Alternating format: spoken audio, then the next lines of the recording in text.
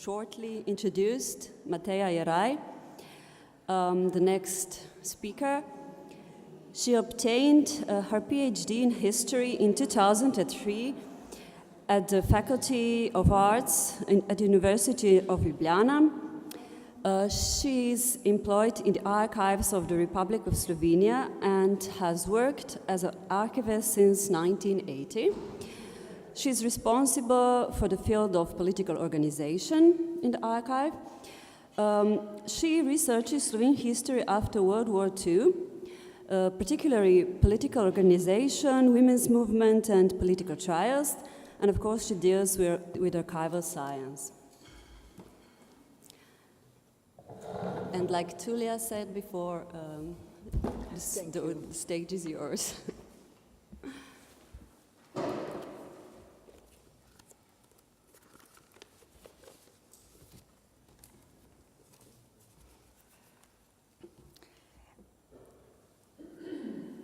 I have a difficult task to speak about period like my predecessor, who had very interesting and important lecture.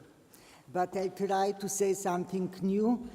I will discuss the relations between party and women, and I will try to answer what the communism did bring to the women.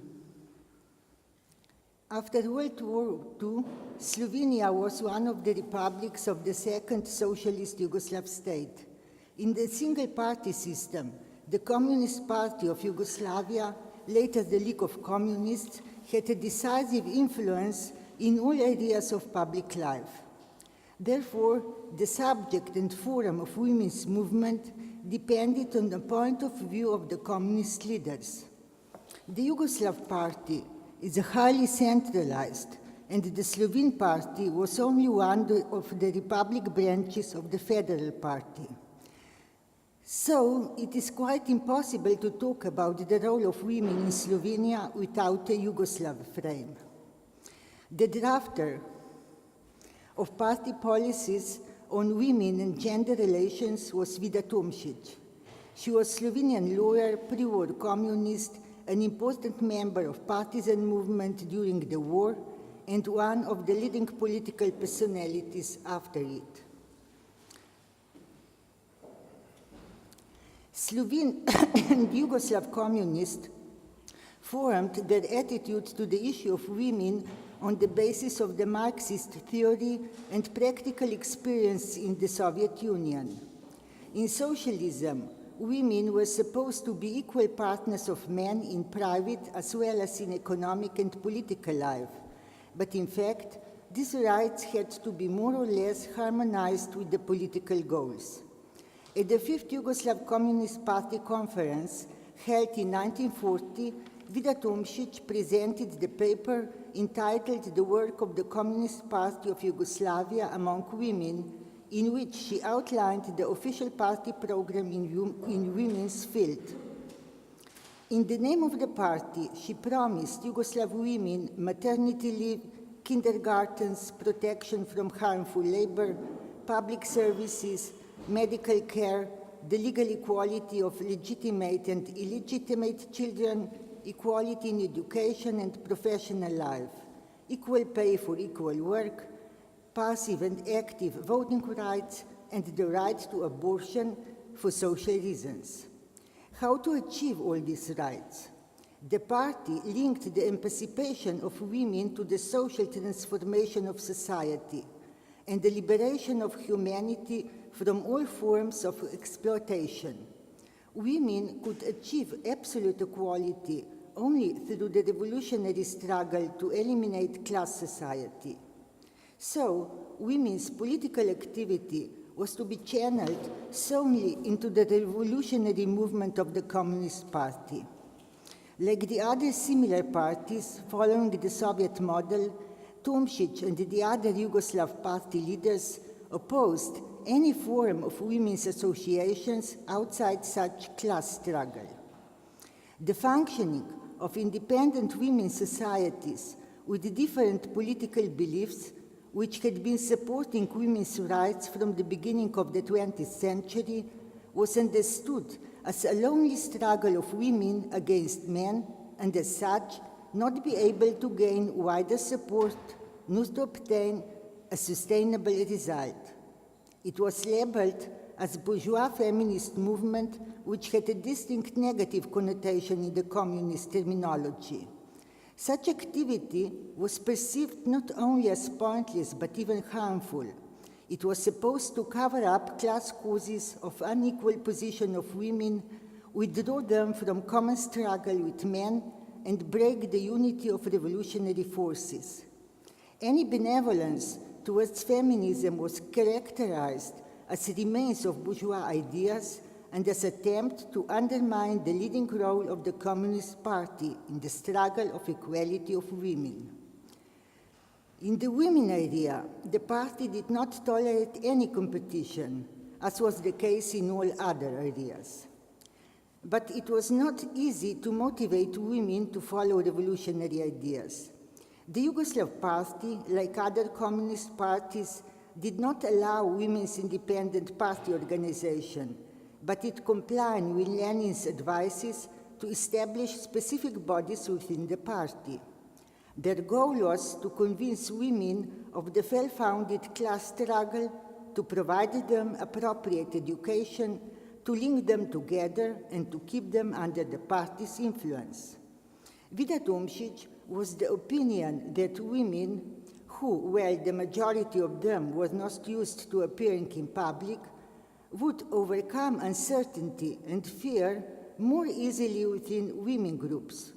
She considers women to be particularly conservative, susceptible to reactionary influence of traditional political lines, in particular the Catholic Church. So she said they needed a political education more than men.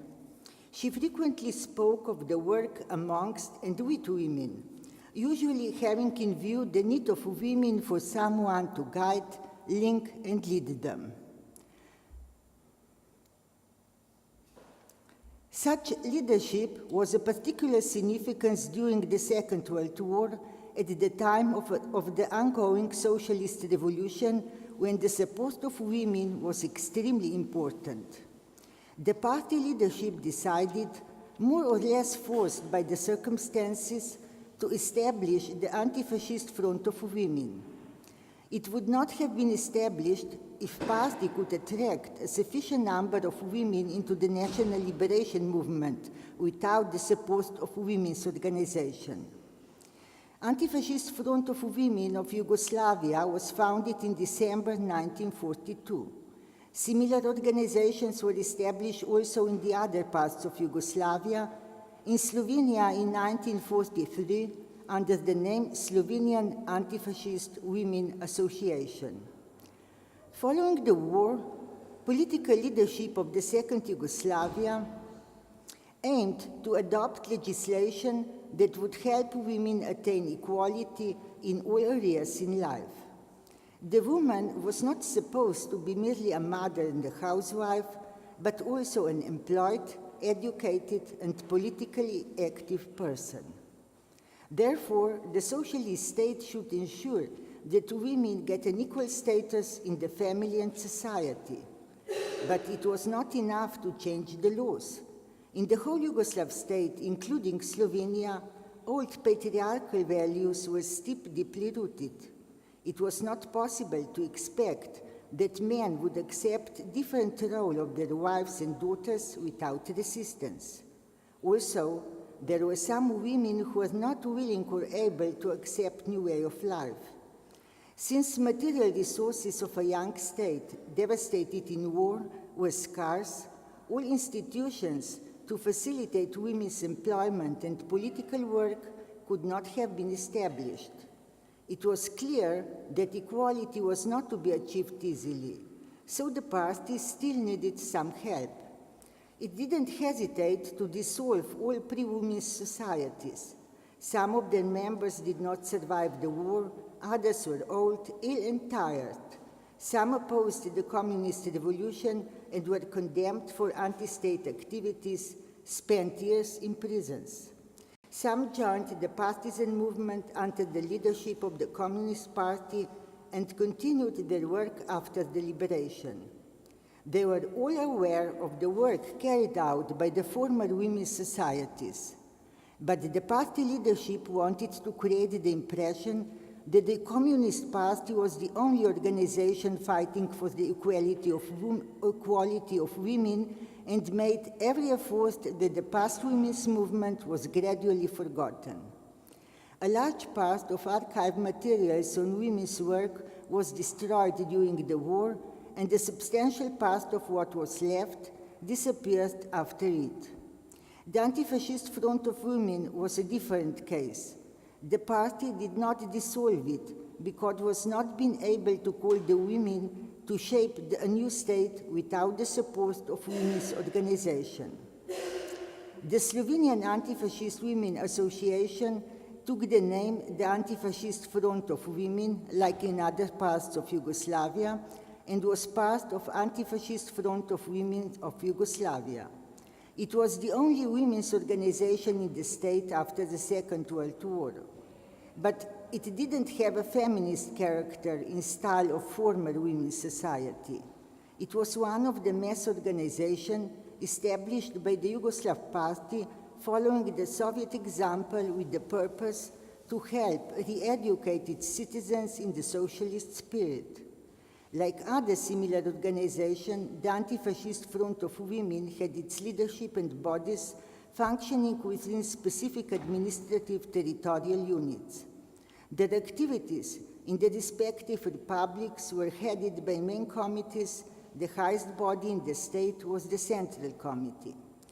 The highest positions were held only by the most reliable party members who had been members of the Communist Party since pre-war period and who had played important roles in the national liberation movement and the revolution.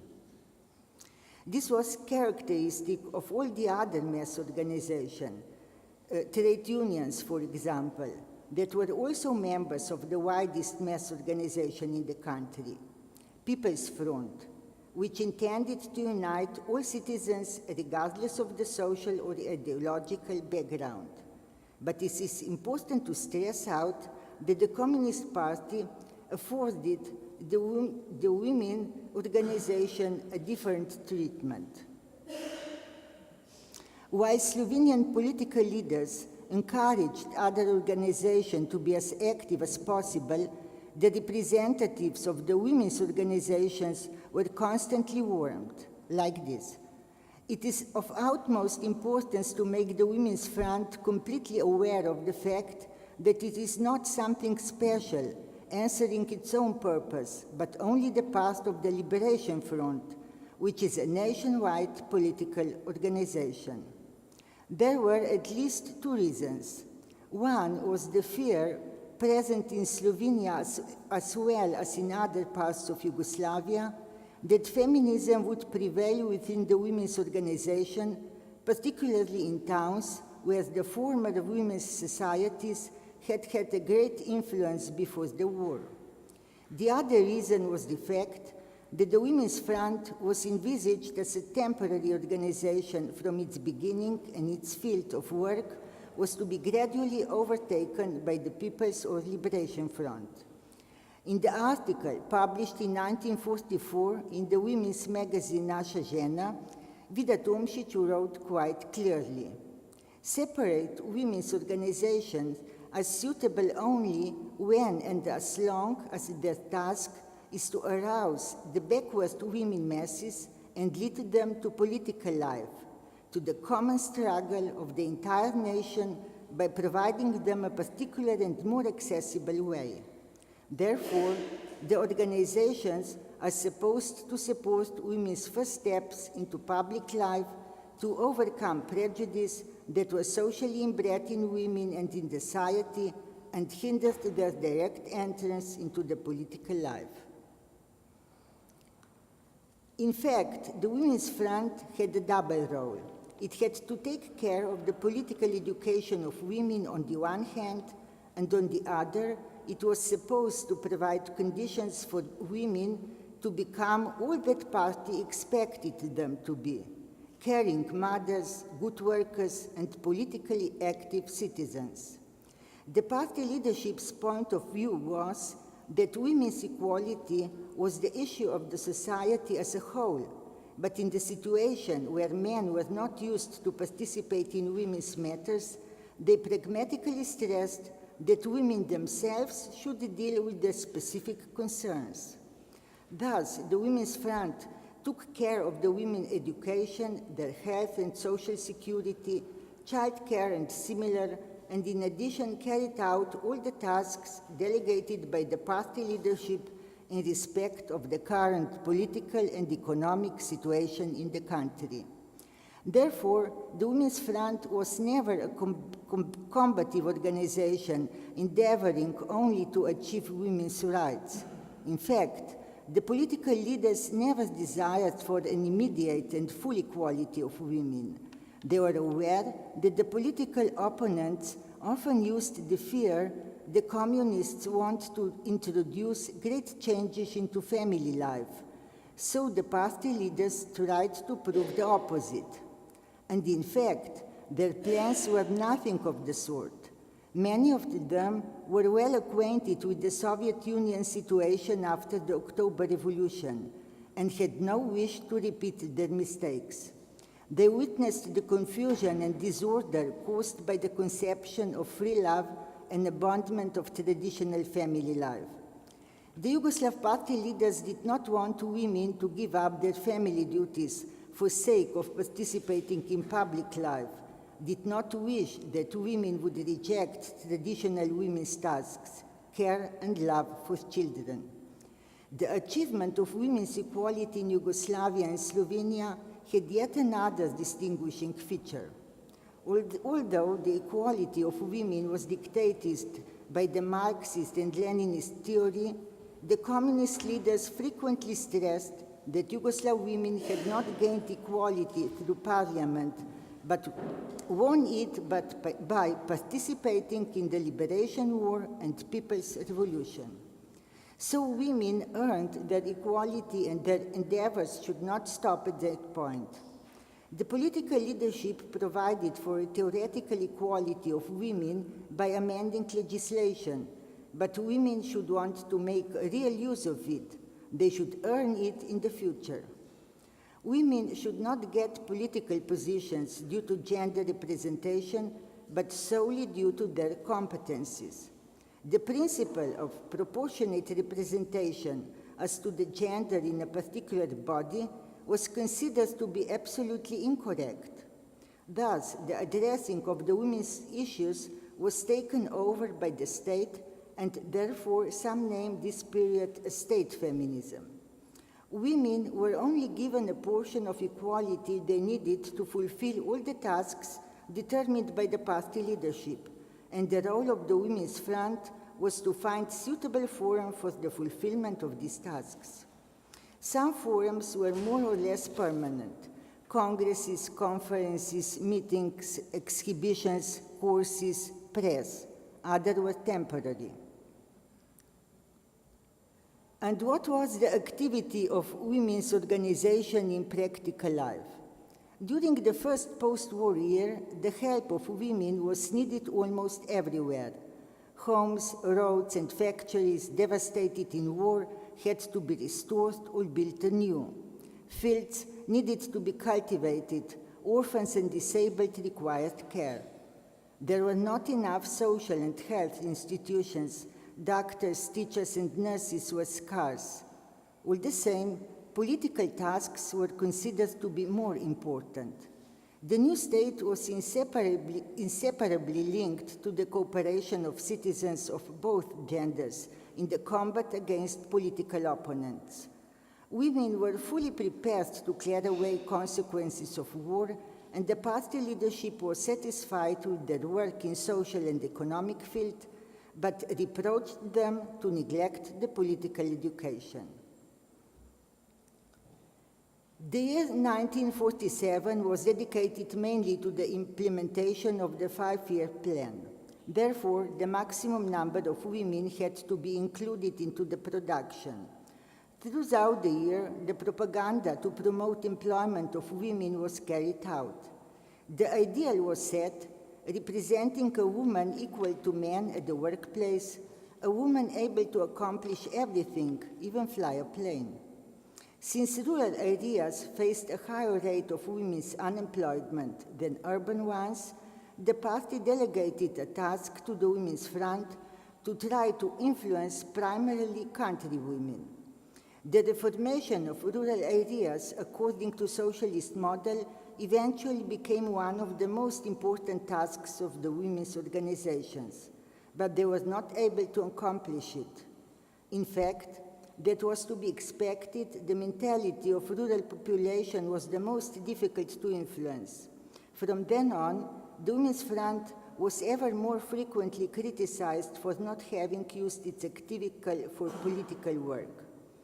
Their representatives pleaded that never the authorities nor the Communist Party or the Liberation Front had supported the work of women's organizations. Women argued the said bodies on several issues, namely, the leading positions were more or less reserved for men. They did not consider women issues at their meetings. Their private lives did not comply with their public appearances. Many representatives of authority bodies, political organizations, and army officials did not allow their wives to be active in the Women's Front. As a response to such observations, the 1948 January issue of Naša žena published the article of the then president of the Slovenian government, Miha Marinko. For him, the wish for formal equality was the sign of bourgeois feminism. He stated only two reasons for the existence of women's organization. First, to include the most backward women into political and economic life. Second, to transfer those women who were already politically educated to other organizations. At the end of January 1948, at the Second Congress of the Women's Front of Yugoslavia, the state president Josip Broz Tito expressed his discontent over the insufficient activity of women in other mass organizations. He severely reprimanded the Women's Front, saying it had not been able to call in women who had not been aware of their duties to society and only thinking of themselves. Furthermore, he underlined two duties already in existence, but not much stressed during the period of rebuilding the country and panic fulfillment of the economic plan, namely, international activity and upbringing of children. He called Yugoslav women to strive for peace with all West's progressive women's organizations and to act strongly against Western imperialist countries, even at the cost of a new war. He particularly stressed and asked them to carry in their hearts the care for children who had to be educated in socialist spirit and protected from the harmful influence of all opponents of the new Yugoslavia. During the year, particular stress was placed on the maternity role of women. All political leaders frequently underlined the particular importance of women's political orientation because mothers were usually the first and most educators of children. So, good citizens of a socialist state could only be raised by educated, employed, and politically active mothers. By the end of 1948, it became obvious that the Women's Front was only to exist, first, as long as the state needed it for the re-education of politically not yet enlightened women, and second, for the performance of duties not of interest to men, care and education of children. It was not difficult for the Women's Front to motivate women for practical tasks. They had formed groups, they took care of children of employed mothers, helped to establish counseling services and kindergartens, sewing shops and laundries, organized courses on hygiene, and thousands of various lectures in towns and villages. but they were not able to stir interest in political questions.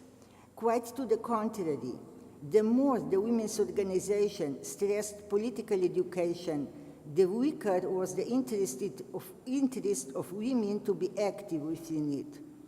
There were at least two reasons: enthusiasm and optimism of the majority of Slovenian population after the victory over fascism and Nazism eventually burnt out.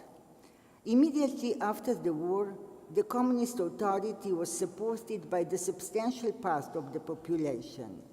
Later on, the enthusiasm over the newly gained freedom gradually declined. The single-party system character became more obvious and the support weakened. The fading of women's interest for work in women's organization was also influenced by the change of its tasks. When women regarded the Women's Front as their organization, its power and influence was the strongest. That was the case when they tried to give their contribution to the better life of their families and their nation.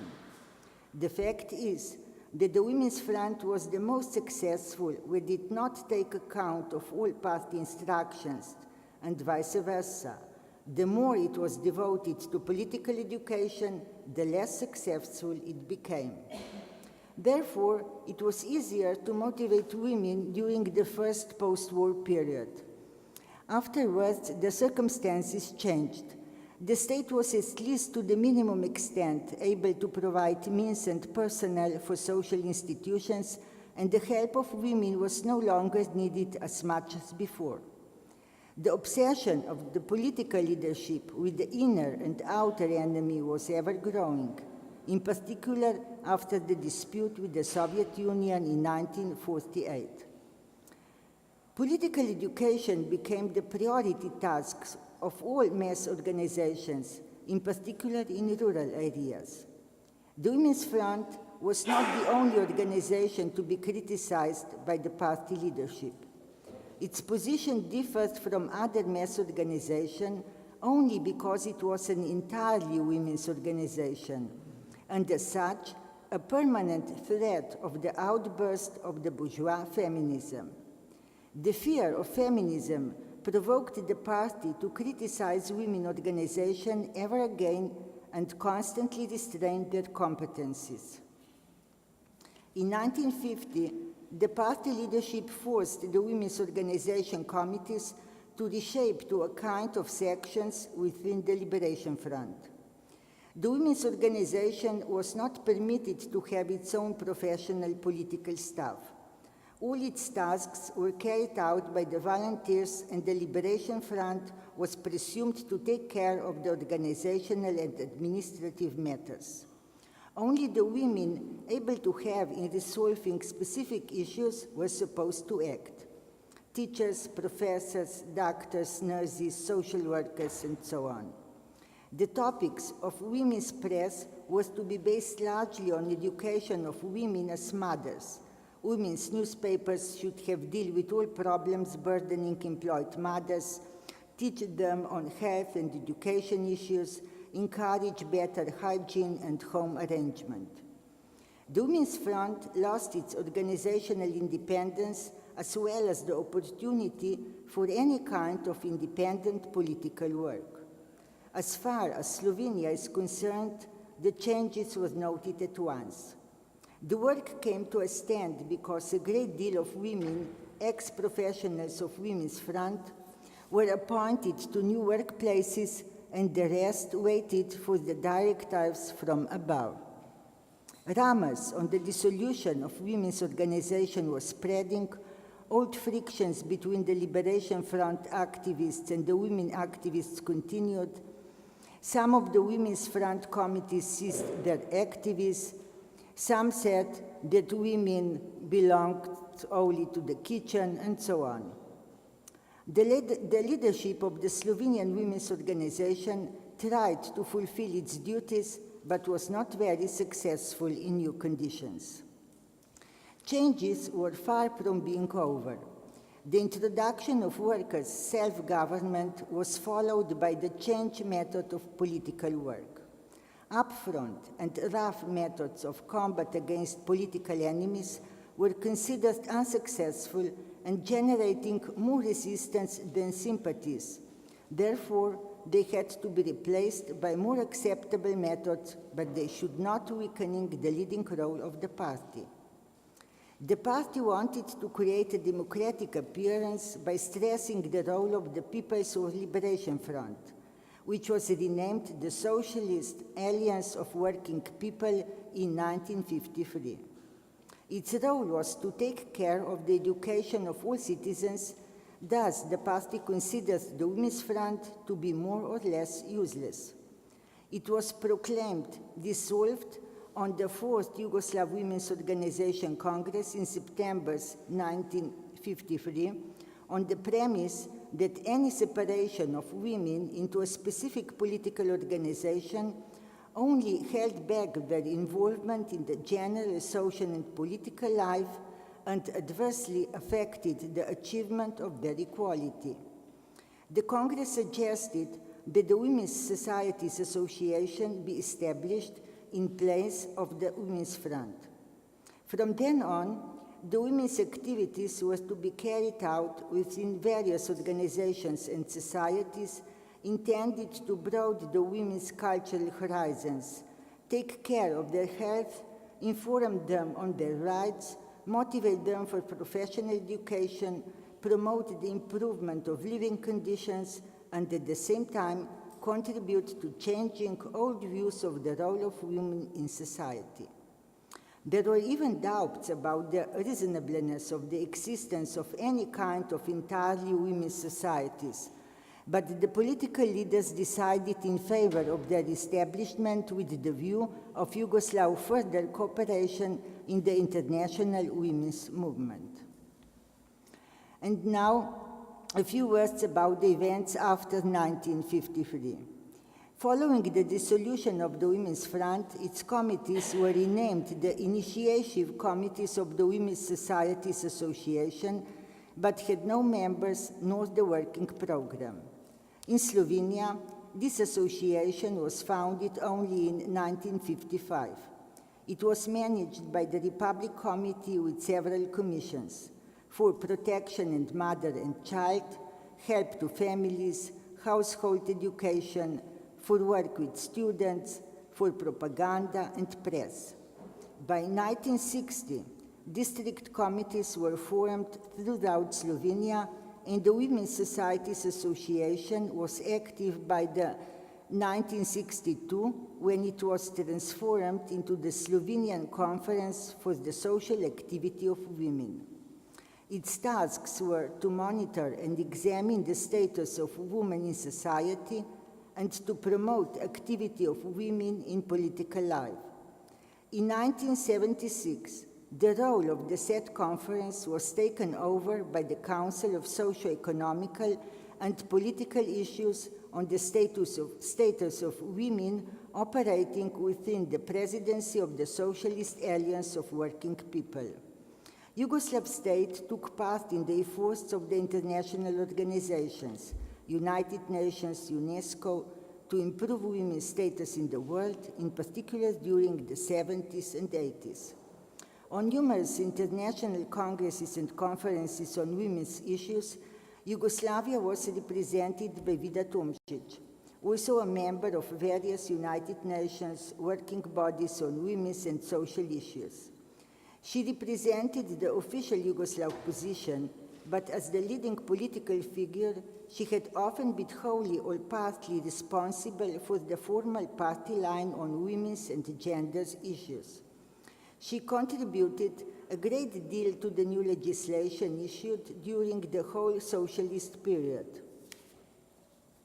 And it seems reasonable to suppose that the policies she advocated combined both official ideology and her own ideas. As a Marxist and communist, she truly believed that if existing private property systems could be dismantled and if the position of every citizen was determined by his or her own labor, then the roots of patriarchal relations would begin to wither and die. She expected women under communism to participate fully in the economic and political life of the country, and hoped that maternity and childcare would cease to be a social problem, as they were shouldered by the whole society collectively. But these expectations fell short. As members of the party, based on the ideas of Marx, Engels, Bebel, and Lenin, male communist leaders may have promoted gender equality in public life, but in their family lives, many preferred to maintain older gender divisions of labor. Tomšič often had problems persuading her party comrades to accept her ideas on issues such as family planning. She saw freedom of reproductive choice as a basic human right and demographic trends as part of economic and social relations. In her view, family planning had to be made with respect to women's equal rights, the protection of women's health, the right of both parents to decide when to have children and how many, as well as the right of the child to have a secure, stable, and loving family. Freedom did not exclusively mean abortion rights, but also acceptance of contraception as a viable method of family planning. The Communist Party leadership adopted these views, and legal abortion was gradually liberalized, while at the same time efforts were to promote contraception. Tomšič was one of the main initiators of the successful campaign across Yugoslavia to put the focus of family planning on prevention. And she was assisted by her husband, gynecologist Franz Novak, who helped her in these courses. Later, contraception was incorporated into the health service, and Vida Tomšič was also one of the authors of the Federal Constitution of 1974. They gave women and men the right to freely decide in matters concerning childbirth. Yet for Tomšič, it was not enough for the state to establish women's legal equality. Women themselves had to fight for their rights.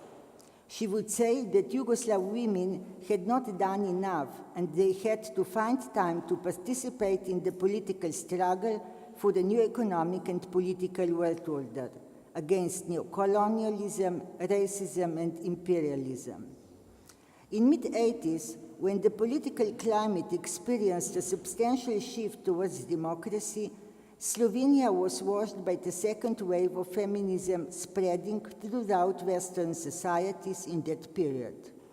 Many Slovenian women were susceptible to feminist views since the implementation of women's equality under the leadership of the state or of the party was not in line with the expectations. Traditional views on the role of women in society did not die out by themselves, as some of the women political leaders had naively expected in the first post-war years.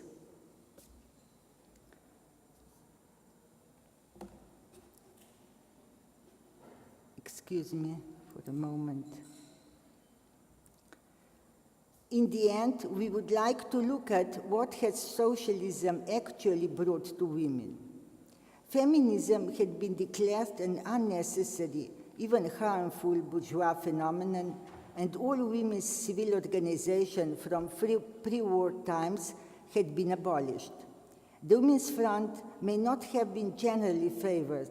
Nevertheless, it provided a substantial number of women the opportunity to peer over the walls of their homes for the first time, to learn how to lead the political life and to participate in public life.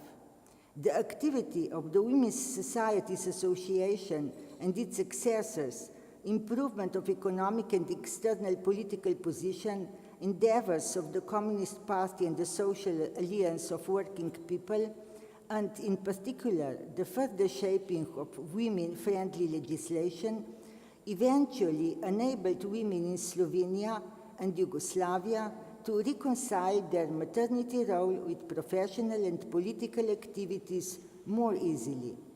if indeed they had time and will to engage in the latter.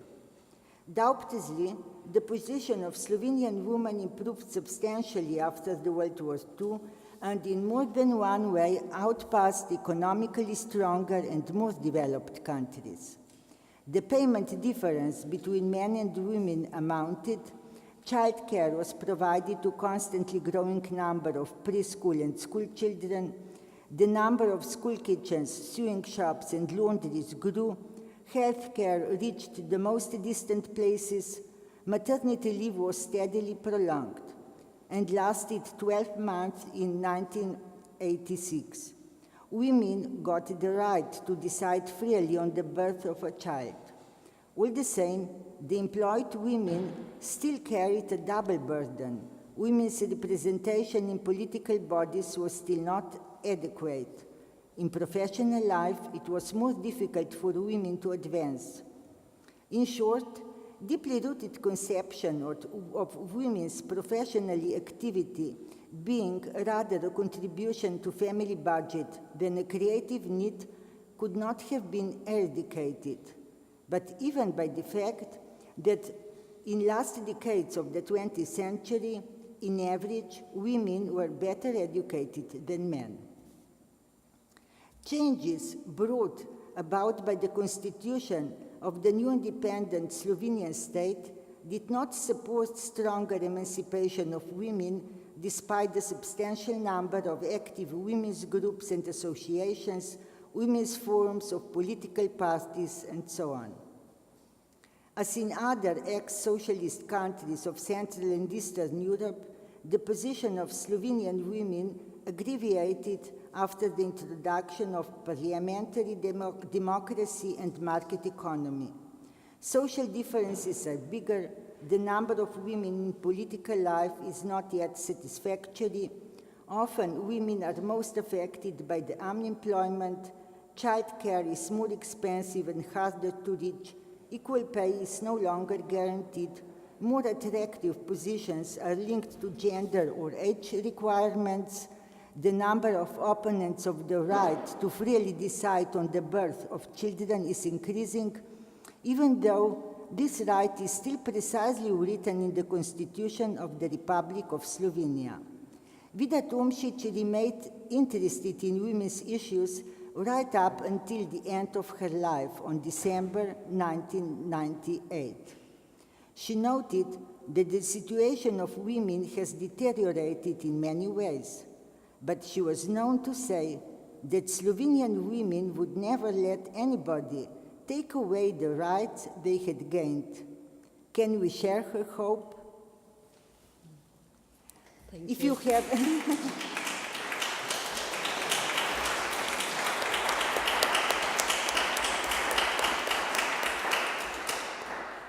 excuse me, if you have any questions or if you would like additional information, please write on mateja@afnago.si and I will give the answer with pleasure.